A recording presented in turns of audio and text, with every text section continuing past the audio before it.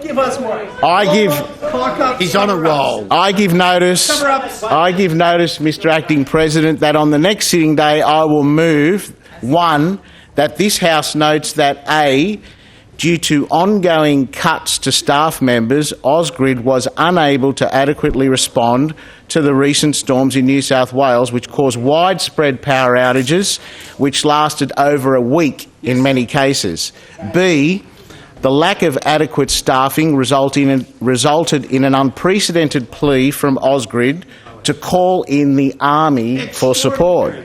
C, in 2015, as part of the electricity privatisation deal, the then Treasurer, the Honourable Gladys Berejiklian, made a commitment that Ausgrid, Endeavour and Transgrid, the government-owned electricity companies to be privatised, would all retain a guaranteed minimum number of employees up to 30 June 2020.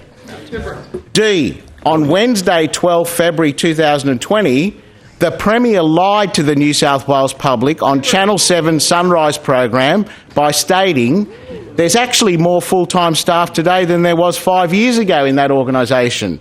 E, there are in fact less staff in Ausgrid than there was 5 years ago, with Ausgrid having cut 1,300 jobs from its workforce since 2015 and 3,000 overall since the government took office. E, Ausgrid's minimum legal staffing requirement is 3,570 staff. F, an internal Ausgrid document reported by the ABC revealed that the actual total number of staff as of 30 November 2019 was 3,238, which is 10% below the legal staffing requirement.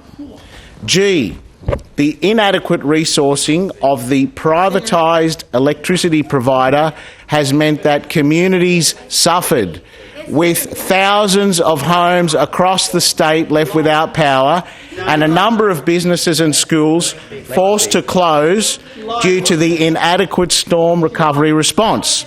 2, that this House condemns A, the Premier Gladys Berejiklian and Energy Minister Matt Keane for lying about the amount of Ausgrid full-time staff. B, the Premier Gladys Berejiklian for breaking her promise to the community that Ausgrid would have a guaranteed minimum number of employees.